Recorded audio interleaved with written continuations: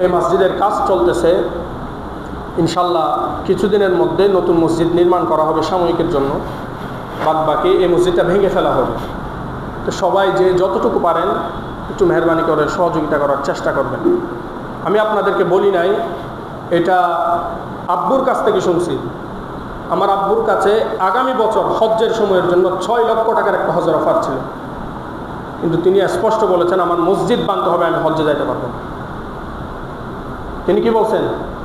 আমার মসজিদ বানতে হবে, আমি হজ্জে যেতে পারবো না, স্পষ্ট ভাষায় বলছেন। তো এটা কেন? মসজিদের প্রতি আন্তরিকতা, দয়া, সব কিছুর জন্য। আপনারাও যাকে পান বলবেন, একটু মসজিদের কথাটুকু বলবেন। আল্লাহর হাবিব সাল্লাল্লাহু আলাইহি ওয়া আলিহি ওয়াসাল্লামের একটা হাদিস আছে, মান বানা লিল্লাহি মাসজিদান বানাল্লাহু লাহু বাইতান ফিল জান্নাহ। যে ব্যক্তি আল্লাহর সন্তুষ্টির জন্য একটা মসজিদ বানবে, আল্লাহ পাক তার জন্য জান্নাতে একটা ঘর বানাবে। এখন তো কারো পক্ষে এই সামর্থ্য নাই, যদিও বা 5 তলা ঘর বাঁধতে পারবো, একতলা একটা মসজিদ বেঁধে দেই, এই সামর্থ্য আপাতত কারো কাছে নাই। মুফাসসিরিনে কেরামের ব্যাখ্যায় লিখেন, তুহফাতুল আলমাই কিতাবে লিখছেন, কেউ যদি পাখির বাসা সম পরিমাণ, পাখির বাসা আছে, পাখির বাসা বুঝেন, একটা পাখি থাকার জন্য নিচে একটা ইট হলে হবে, 2 পাশে 2টা ইট, উপরে একটা ইট, 4টা ইট মনে করেন। অথবা পাখির ডিম পাড়ার জন্য যতটুকু জায়গা দরকার হয় ততটুকু জায়গার খরচটা যদি কেউ কোনো বান্দা দেয়, বানাল্লাহু লাহু বাইতান ফিল জান্নাহ, আল্লাহ তার জন্য জান্নাতে একটা ঘর বানাবে। সুবহানাল্লাহ। একটা ইটের দাম কত? 7 টাকা 8 টাকা। সে ইটকে যদি কঙ্কর বানায় বিছিয়ে দেওয়া হয়, সেই জায়গায় একটা পাখি ডিম পাড়তে পারবেন। কিন্তু এর অর্থ কি আপনি 7 টাকা 8 টাকা দিবেন? বিষয়টা এমন না। বিষয়টা হইতেছে আ'তাল ইবাদা বিকদরি মাসতাতা ওয়া আজজা রাব্বাহু বিমুওয়াফাকাতি শানি। বান্দা তার সামর্থ্য অনুপাতে দিবে, আমার আল্লাহ তার বড়ত্ব অনুযায়ী সেই বান্দাকে দানটুকু ফিরিয়ে দিবেন। কথা বুঝতে পেরেছেন? আপনারা দিলে, আমরা দিলে কতটুকু দিতে পারবো? একটা হাদিস আছে কিতাবুজ জুহদ, ইমাম আহমদ বিন হাম্বল রহমতুল্লাহি আলাইহির হাদিসের কিতাব, তাসাউফের কিতাব। ওখানে আছে মাউদাউ আওসাতিন ফিল জান্নাহ খায়রুম মিম্মান ফিস সামাওয়াতি ওয়াল আরদ। মনে করেন এটা একটা লাঠি। এটা কি? একটা লাঠি। হাদিস খেয়াল করেন, এটা একটা কি? লাঠি। এই লাঠিটা যদি রাখতে যায় তাহলে 2 ইঞ্চি করে 5 ফিট একটা জায়গা সংকুলন হবে, একটা জায়গা খাবে। দুনিয়ার জান্নাতে যদি দুনিয়ার একটা লাঠি রাখা হয়, যতটুকু জায়গা যায় সেই জান্নাতের সেই জায়গাটুকু দুনিয়ার আসমান জমিনের চেয়ে উত্তম। তা আমি আপনি দিলে কতটুকু দিতে পারবো? কিন্তু সর্বোচ্চটা দিতে হবে।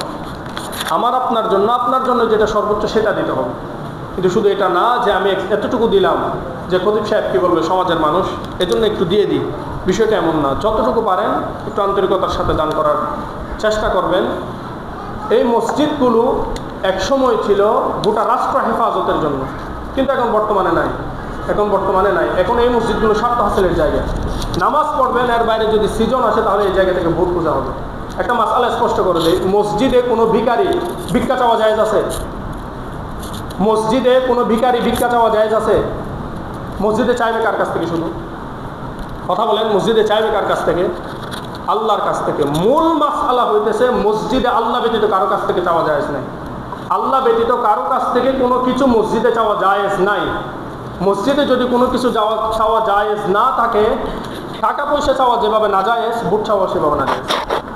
মাসআলা স্পষ্ট করলাম। প্রতিটা দলের জন্য আমাদের কোনো কারো স্বার্থ নাই যে এই দলকে ছোট করা, ওই দলকে বড় করা, এগুলো না। মূল মাসআলা যেই সময়ের জন্য যেটা প্রযোজ্য সেটা উম্মতকে পৌঁছায় দিতে হবে। মানুক আর না মানুক। ইব্রাহিম আলাইহিস সালামকে যেই সময় আল্লাহ কাবাঘর বানাইতে বলছেন, আল্লাহ ইব্রাহিম আলাইহিস সালাম বানাইছেন। এরপর বলছেন ওয়াদ্দিন ফিন নাস বিল হাজ্জি ইয়াতুকা রিজালা ওয়া আলা কুল্লি দামিরি ইয়াতিনা মিন কুল্লি ফাজ্জিন আমিক। ইব্রাহিম তুমি দাঁড়িয়ে একটা ঘোষণা দাও গোটা দুনিয়াকে। ইব্রাহিম আলাইহিস সালাম বলতেছেন যে আল্লাহ আমার ঘোষণা শুনবে কি? ঘোষণা শোনানোর দায়িত্ব তোমার না, বলে দেওয়ার দায়িত্ব তোমার। অনুরূপভাবে বলে দিলাম, উম্মতের জন্য যেই সময়ের জন্য যে চিকিৎসা প্রয়োজন সেটা দেওয়া দরকার।